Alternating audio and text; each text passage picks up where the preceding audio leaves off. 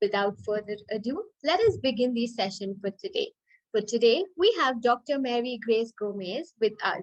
She's a Professor 1 at the Education Area College of Education, University of the Philippines, Diliman. Ma'am teaches counseling and research courses at the undergraduate and graduate levels. Ma'am holds several qualifications, including a doctorate in special education. Ma'am has rich experience as a class teacher, guidance counselor, and administrator in the basic and tertiary education settings, assessing and managing children with disability and in conflict with law. It's a pleasure to have you with us, ma'am.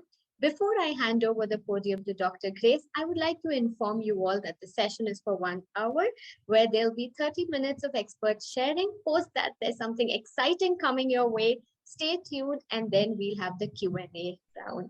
Over to you, Dr. Grace.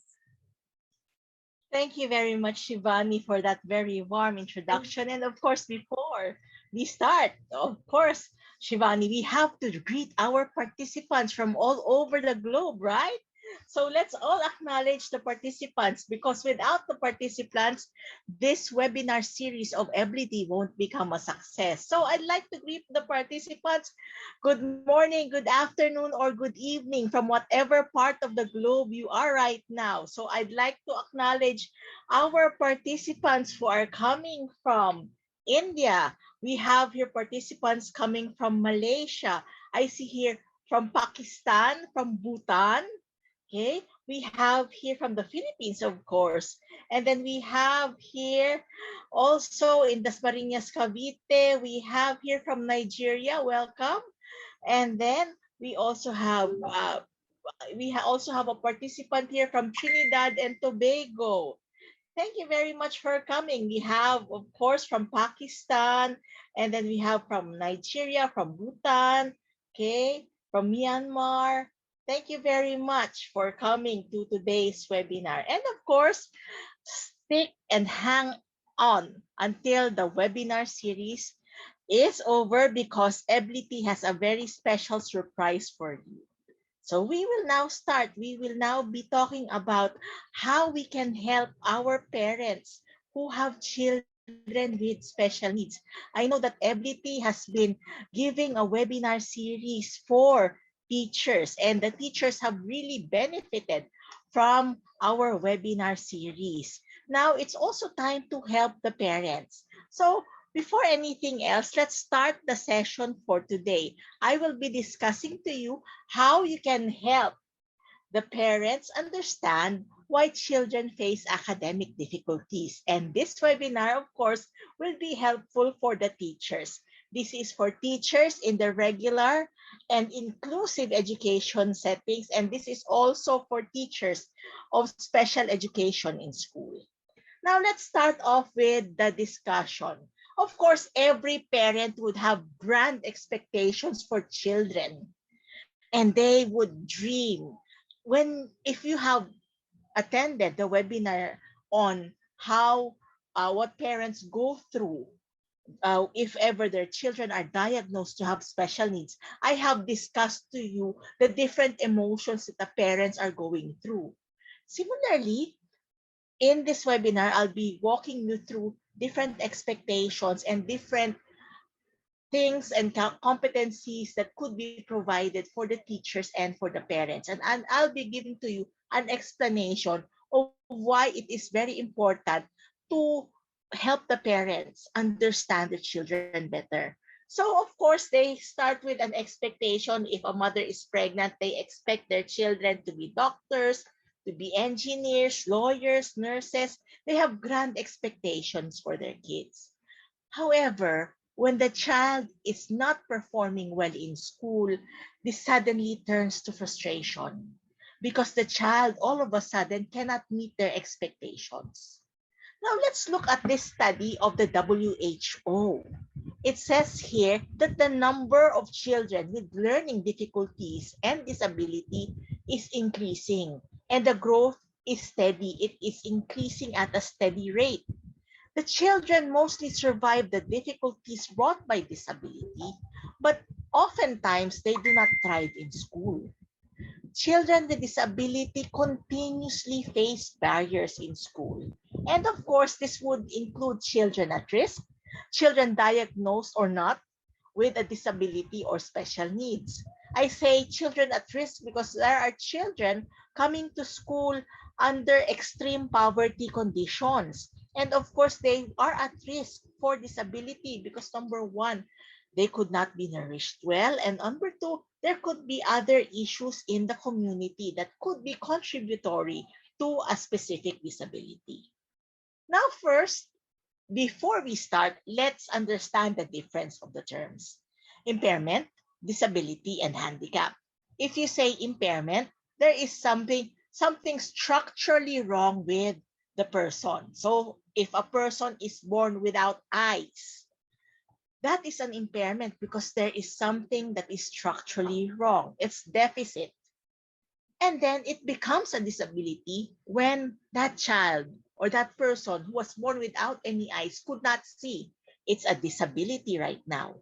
And it becomes a handicap if there is a barrier placed by the society on that child. For example, if the teacher says, in order for you to pass this course, in order for you to pass this subject, you have to name all the colors. How can the child name the colors if the child cannot see them? So it becomes a handicap when you provide a barrier. And of course, definitely the child who doesn't have any eyes won't be able to name the color. So you have impairment, disability, and handicap. It doesn't mean that the child who doesn't have any eyes could not learn. Of course, they could learn. Of course, they could achieve. If you will talk about achievement, you could learn. The child with visual impairment could learn given orientation and mobility skills. And then a concrete example of that would be Christine Ha, the master chef who doesn't have any vision. Now, let's go back to the topic of how many parents that we interact with are aware of the disability. How would the parents understand disability? So they say that disability is culturally construed. And I once upon a time did a study on various cultural conceptions of disability. And I previously worked in an institution many years ago that catered to various ethnic groups. And you could see here the various conceptualization of disability. Disability is culturally construed. It can be shaped by context and experience. How the parents understand disability is shaped by the context and the experiences that they have. Early onset disability is often misunderstood. Why? The parents could not admit that there is uh, a lot of gaps between what they dreamt of and what their child is currently performing. Okay, so and then you also the parents can also view disability as a personal tragedy. So these are the materials in the literature. Yes, of course, you can view these children as blessings afterwards, and you could have a different perception of what disability is after some time.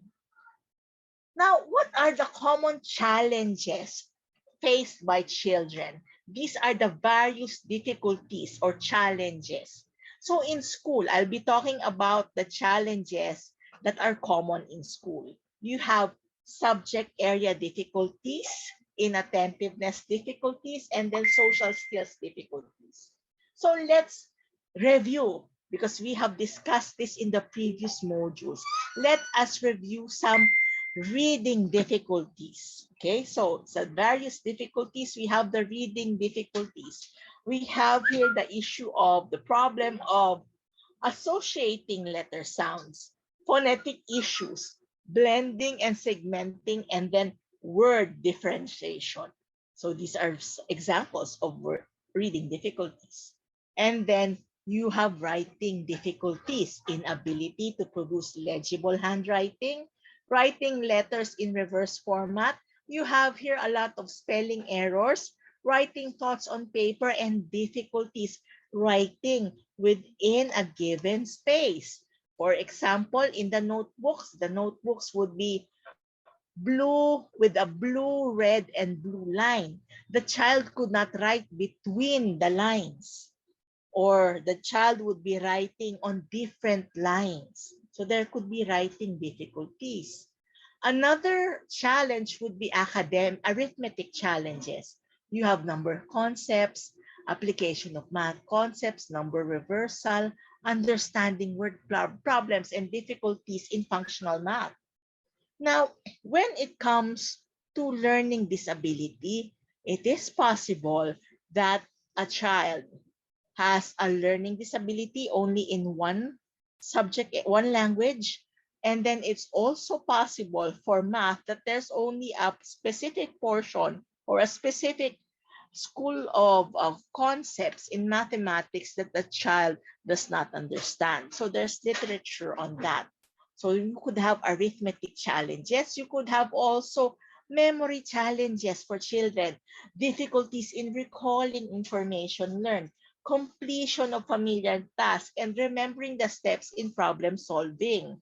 So if the child could not recall these, definitely the child would not pass the examinations. You could have problems with inattentiveness, such as task completion, focus, organization, demotivation because of consistent failure, and there could be hyper focus on games or anything that catches their attention, or TV, or of course, you have here hyper focus on social media. And then you could have some social skills challenges, initiating and maintaining conversations, understanding verbal and nonverbal messages, expressing emotions correctly, difficulties in bargaining. They don't know how to express their emotions correctly. They don't know how to express words correctly. Demotivation also because of lack of failure, and they might not do their schoolwork at all, or they may withdraw from social relationships. And then there could be inabilities to collaborate with their peers. So these are social skills difficulties. Now we come here to the parents, and you have here supportive and unsupportive parents. What's the difference? So if you have been a teacher for quite some time, you would most probably meet very supportive parents that even if their children are having difficulties in achieving, they're still there. And then also you have here some unsupportive parents who won't even attend parent-teacher conferences. So let's have the difference between supportive parents and unsupportive parents. Supportive parents engage and promote academic skills. Unsupportive parents, on the other hand, can show apathy towards the academic needs of their children.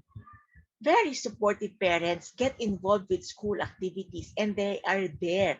Oftentimes, they cheerlead on their kids so that they would be able to be motivated and continue with their studies.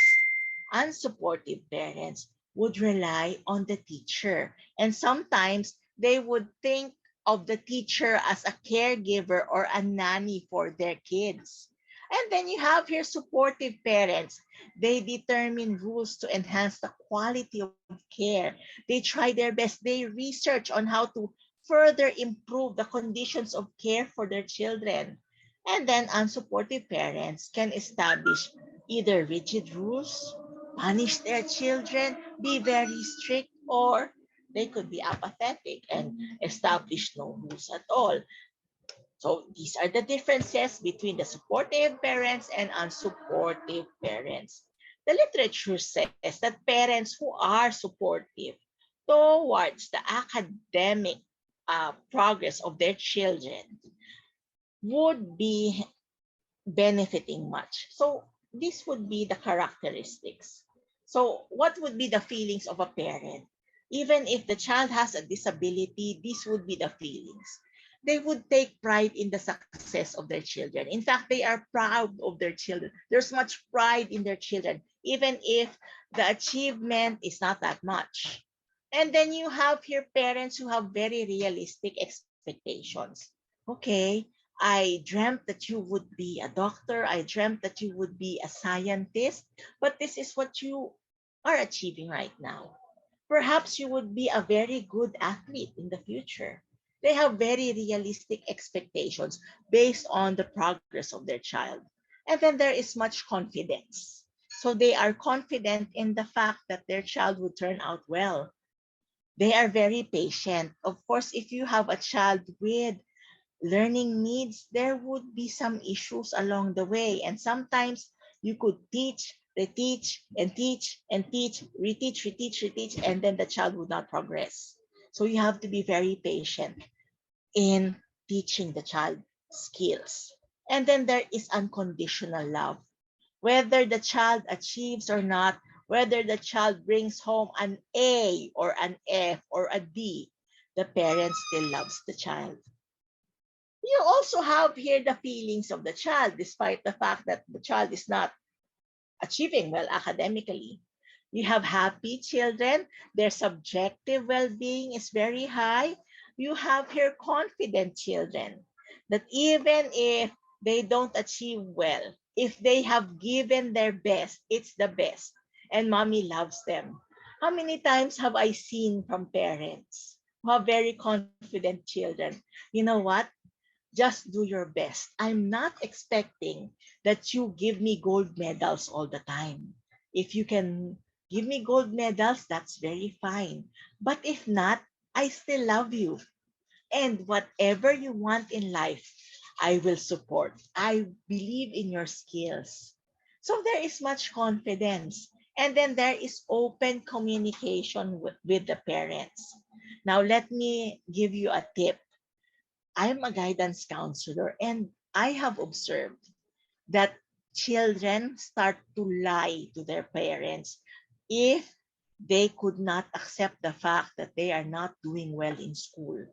Therefore, you should avoid punishing them for not achieving. Ask them the reasons first. Try your best to give methodologies, intervention that would help the child instead of punishing the child.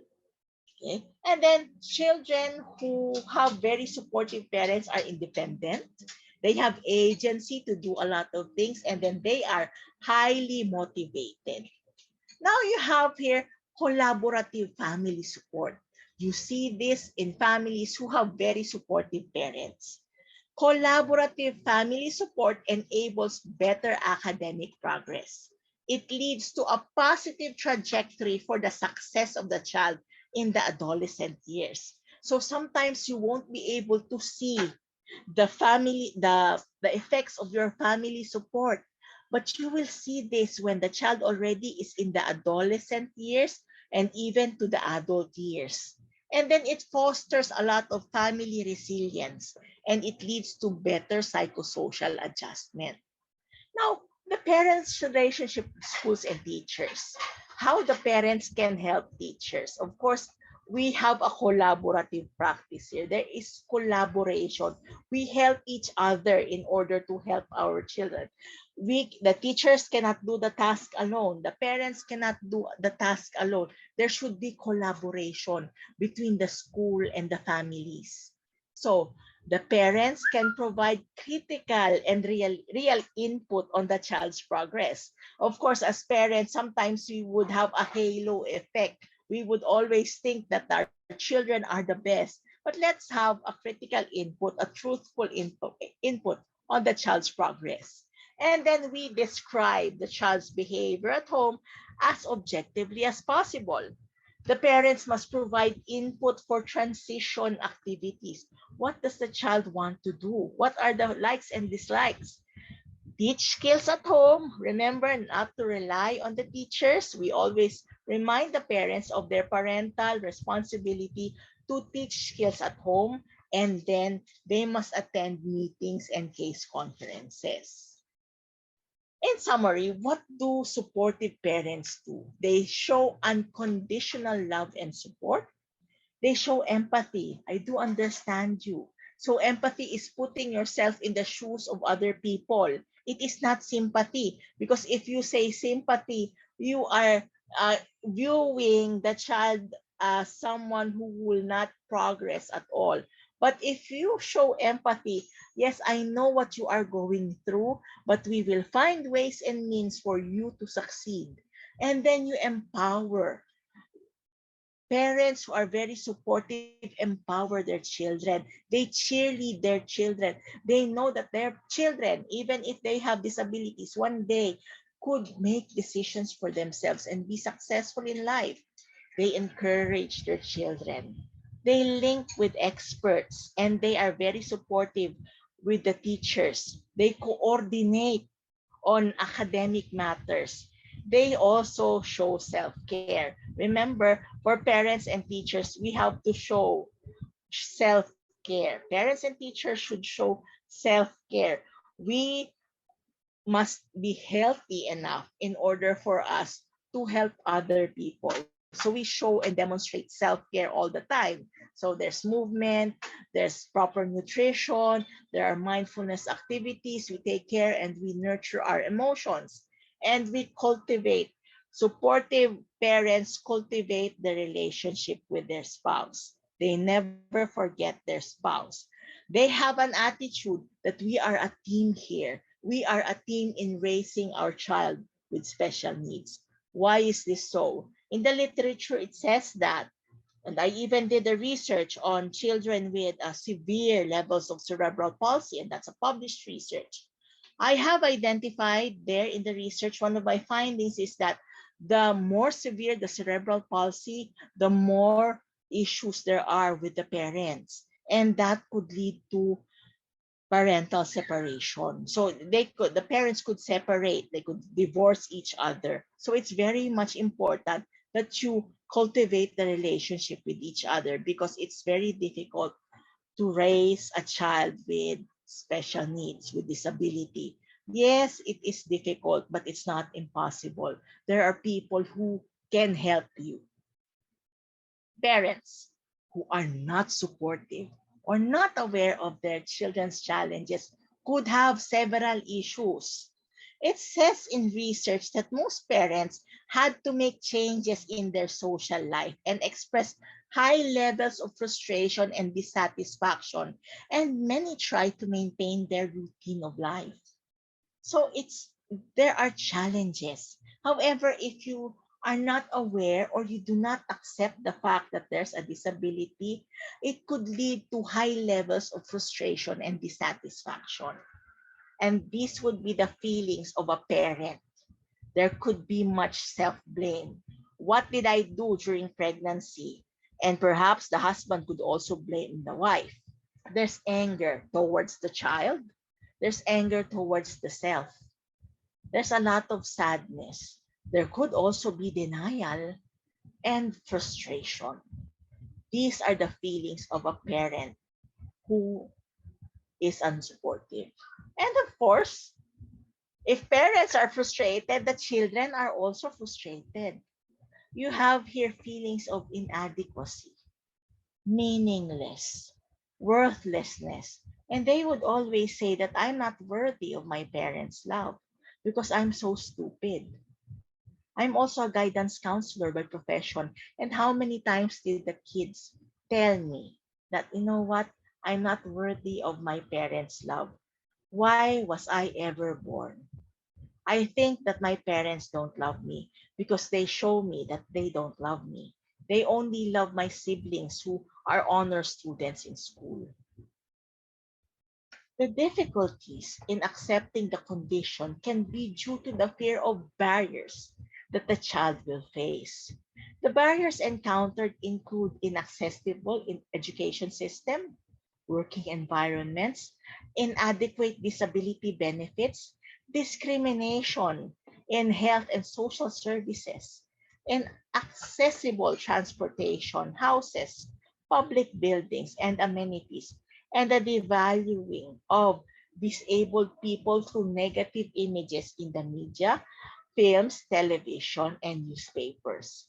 Earlier, I discussed that disability could be viewed in a cultural context. You have here these barriers, and perhaps the parents are afraid of the different barriers that their child and themselves would face. That's why they just choose to be unsupportive or apathetic with intervention. And then you have here the effects of disability also on family relationship. It can bring profound effects on the whole family members. It could bring stress to the whole family. It could stress out their finances. And then physical, emotional demands could also be stressed out. There are logistical complexities because you need to caregive your caregiving responsibilities to the child with special needs and to other children. There could be guilt, blame, and reduced self esteem among family members, and this can put a strain on the relationship. And this would be the threats to the relationship: time constraints, financial worries, guilt and grief, isolation. There could be a geographic separation during treatment, and sometimes one spouse could live with the child when he or she is having therapy. There would be a lot of worries about the future and lack of support. Therefore, there is an importance of cultivating a relationship with your spouse to thrive as a family. You are a team here. Together, you can survive this situation and you could succeed over disability.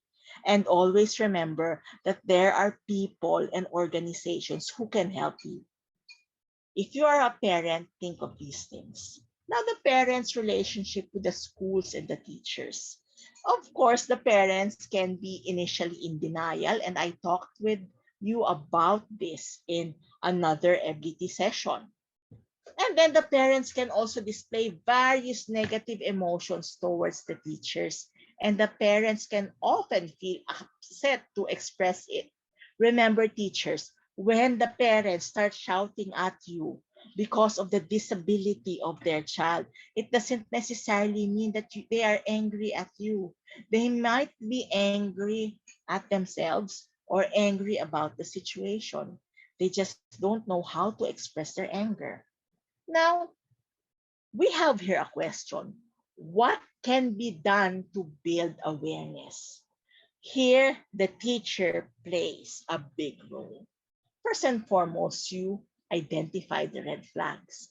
Of course, in pre service training, you have learned about development, child and adolescent development, and that is part of the competencies globally in teacher education. So you can identify the red flags. Are there gaps? Are there delays? And then list down these red flags. And when you discuss to the parents, discuss the observations objectively. You can refer to the previous webinar that I did on how to disclose this information to the parents. And then be very patient. Sometimes they could ask you or you could call for them once, twice, thrice, four times, five times. Sometimes it takes 10 times before the parent believes you. So never lose hope. Be very patient with the parents. Teach according to the ability of the child. You know how to create an IEP, an individualized educational program. So make observations and identify what the child can do and cannot do. Start with what the child can do and then gradually introduce the concepts that the child doesn't understand and gradually and patiently teach the child. Show the parents that you genuinely want to help. And parents would most likely know what's genuine and what's not. When you show the parents that you are genuine, that you really want to help them, they would listen to you. Now, Ability has crafted an awareness program for parents, and it is created by expert practitioners. So you have here an awareness program for parents created by expert practitioners and by Ability. Now, this is the surprise. So stay tuned. We have the Ability Parent Awareness Program. This is a result of the joint efforts with expert practitioners to come up with the content. The first series comprises of 5 short videos. The first series title is Understanding Why Your Child is Not Doing Well Academically. So, if you are a teacher, you could refer your parents to the Ability Parent Awareness Program. So, these are the videos. We have 5 videos here. First video is, what are the feelings of each individual when a child does not do well in academics? Video number 2, what are the various challenges that the child can face? Video number 3, what can a parent do to support his or her child who is facing academic challenges? Video 4, how can a parent identify the specific academic challenges faced by his or her child? And last but not the least, video number 5. How can a parent help his or her child overcome the challenges identified? So, in summary, before I turn you over to Ability to introduce the wonderful program, we have here these points to remember. Academic challenges pose difficulty to the child and the parents. So it's always difficulty to the child and the parents. And sometimes it's also posing difficulty to the teachers. Early intervention is essential to address these difficulties. There is a need for collaboration between the schools and the families, and this can bring success. Using the Ability Parent Awareness Program would help build awareness among the parents.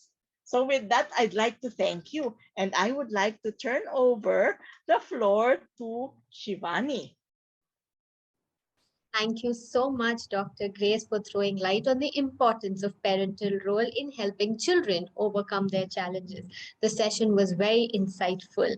Now, I will take you all through the surprise that we have been speaking about and then move on to the question and answer session. As Dr. Grace has mentioned, that parents play a key role in the development of children, we have come up with the Parent Awareness series. A parent who understands how to help a child can definitely make a huge difference to the progress a child makes. And one of the most effective things that we can do as a community is to help parents become aware and be engaged in the child's progress. So, for that, I would like to launch a poll and hear it out from you all. Hope you're all ready to answer the poll. Now, I'll be launching a poll where I would like you all to answer this particular question as to how important is it to raise awareness among parents. I hope you're all able to see this. Yes, I'm getting answers. How important do you think it is to raise awareness among parents? Very important, important, not at all important. Till we wait, we are launching the Ability Awareness series titled Understanding Why Your Child is Not Able to Do Well Academically. I'll wait for a few more responses from our audience. Yes. How important do you think it is to raise awareness among parents? In another 30 seconds, I'll be ending the poll. Now, most of you have answered. Fantastic. Yes, I've got maximum responses from you all. The responses are still pouring in. Great, great. Another last 10 seconds to go.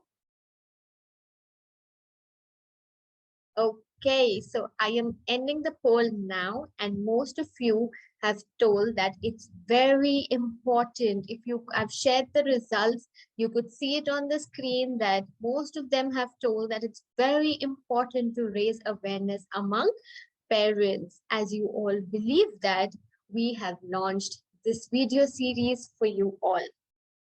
So this video series, Ability, is putting together a collection of short videos that will help the parents understand the challenges that a child can face and how important is their role in the child's progress.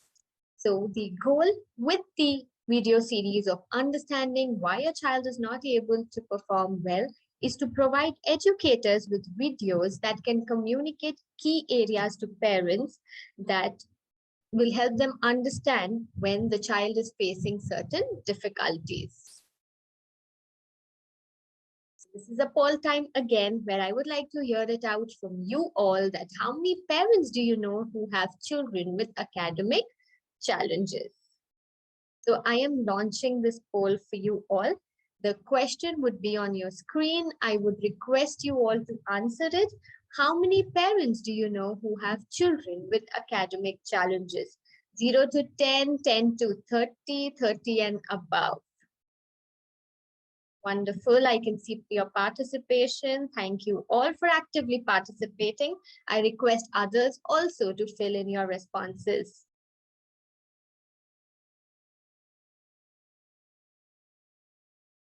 How many parents do you know who have children with academic challenges? As teachers, special educators, we do have interaction with parents on a daily basis.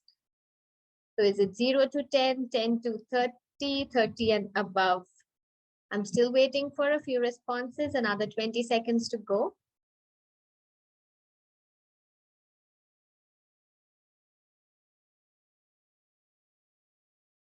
Great.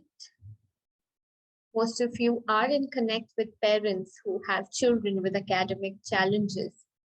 So you 50% of them say 0 to 10, 28% 10 to 30, 22% 30 and above. Fantastic. So yeah, a few of you are still answering. Great. So I've received maximum participation. Thank you all. So other than this, the other thing that we would want to know from you is how keen are you to spread awareness or help ability to spread awareness? There's another poll on your screen which says, do you want to raise awareness in your community? Yes, maybe, no. I would request you all to answer it. I have launched the poll. Do you want to raise awareness in your community?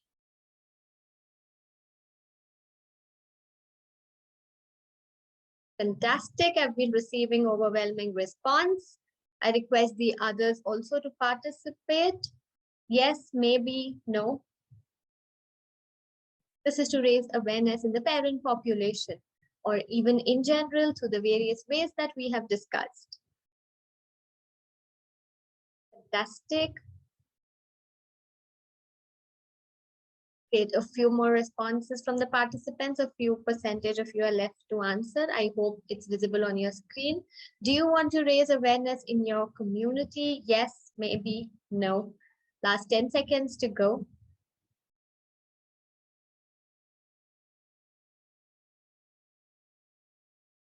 Fantastic. I've received like 80%, 70% of you answering. The others are still in process. Great. So I'm ending the poll now and let me share these fantastic results with you all.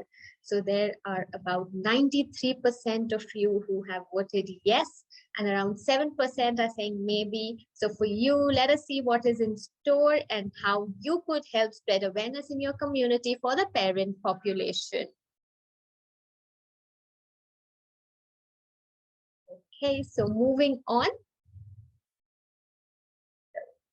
For spreading awareness, you can become an influencer with ability. You could help the parents know to understand and be a positive force in the child's progress. And this video series is one way of raising awareness among parents on why their children are facing academic challenges and the role that they could play as parents. So you could sign up as an influencer. It is a video series of 5 short videos. For that video series, let me take you through the trailer so that you get to know about it.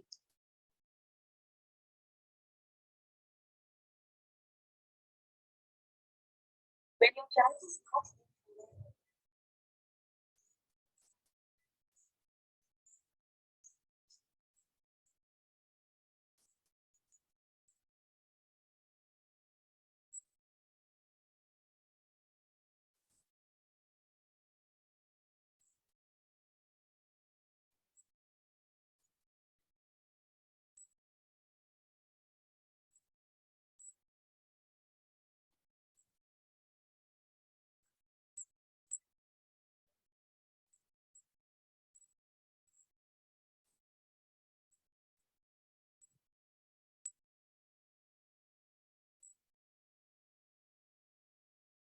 I think that there is no sound. Apologies from my end. I would play it again for you all to get to know the teaser. Sincere apologies for this. I hope now the audio is audible to you all. When your child is not doing well academically, blaming the child, the school, or yourself is not the best answer. It is important to understand why. It will take some effort to identify why your child is struggling academically. Once you know why, it will be much easier to help your child. With persistent effort over time, most difficulties could be overcome to a great extent. Learn what the challenges are and how you could be the best answer to your child's difficulties. Sign up for the video series. In less than 20 minutes, you will have a better awareness of how you could help your child. As you see, this is the video series that we are talking about, and it has 5 short videos of each video talking about the different aspects. The video series, Understanding Why Your Child is Not Doing Well Academically, will give an insight to parents as to how they could better help their child. So now, if you wish to share this ahead, as most of you have said yes, that you're interested to raise awareness in your community, do walk through with me and I'll share with you how you can become an influencer and share this video series with the parents you know. So now it's a 3-step, very simple process that I'll be taking you through. The first step is where you have to sign up, then you have to personalize your profile, and then you can run your first campaign. So let's go step by step slowly where each of you could do it with me. So now you will see that in the chat box, the link will be shared where you could sign up. And if you click on the link, I'll walk through with you how you could go ahead. So the link is now being shared by the team member. I would request you all, if you would like to sign up, do register, click on the link, and then I will take you through how you can share this video series with parents. I'm waiting for you all to click the link. And once you click the link, hang on there. I'm reaching with you all over there. I hope all of you have clicked on the sign up. Yes, how you could share these video series with parents, I am taking you through the process. So once you click on the video series, you land up on this sign up page. So this page, as you could see, has information about the video series, the expert advisors in the creation of this program, and how will this program be beneficial. Then you can see this button of Start Your Awareness Campaign. I hope all of you are with me here. Just click on the link and the link will bring you to this page. And in this page, when you click on Start Your Awareness Campaign, you could go further and the dialog box appears where you have signed up to raise awareness. I hope you're all with me on this. So when you are on this, you have to enter your email address and your password to be able to log in by agreeing to the terms and conditions. Once you have done that, you click on Start Your Awareness Campaign. That's your step 1 of sign up.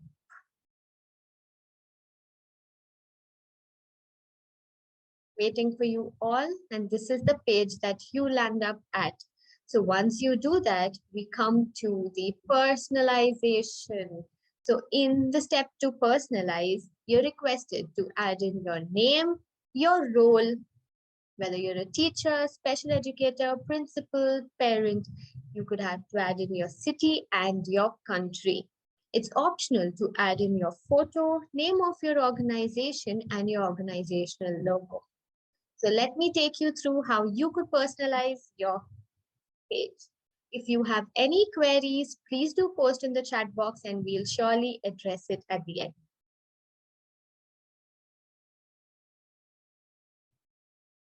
So once you are at this page, Once you sign up, yes, this is free. Please do click on the link. The link will direct you to the page where you have to click on Start Your Awareness Campaign. And there, once you register, you land up at the personalization page. And there, as you see, Swati is entering her details. She's a special educator from which city. Please do add in the city, country, your name, and your role, and do upload your photo. That's optional, and upload the logo of your organization. Once that is done, you can come to this option, and once you're happy with the changes, come to the option of save. You can click on save as it is being done here. So that's where your profile is created, and then you come to start your awareness campaign. Wonderful. All of you are here ready to start your campaign where you can share this with your parent circle. So I would request the team members to share the link again in the chat box from where participants can register. So once you click on the link will take you through the sign up, and after sign up you could personalize, and then comes the third step. You are there almost, and then you could run your campaign and share the unique link that you receive from the page via WhatsApp, Facebook, or other means. The link is shared in the chat box. Please click on the link and the link will take you through. It's absolutely free. I hope you're all with me on this page where you have registered, you have personalized, and now we would move ahead into running your first campaign. So to run your first campaign, you get the option there, run your first campaign. After personalization, you start your campaign and it brings you to this page. And once you scroll down, as you see here, after scrolling down, you have your copy link for invite. You could copy this link, paste it in whichever social media platform you would like to share through with, or you can also invite via WhatsApp or Facebook. So if I'm choosing invite via WhatsApp, I click on that and it takes me to the WhatsApp list. I select the groups in which I would like to post it, and voila, my unique link gets there for the parents. So this is the way in which you could share this video series with parents. Clicking on the link, signing up, personalizing, getting your unique link to share will help you to run your first campaign. I hope you're all with me on this. Now, you would actually be wondering, what would it look like to parents? If I'm sharing this link, how would it come across? So let me take you through that as well. But for that, I would request you all to come back to the Zoom screen to watch it. How does it look for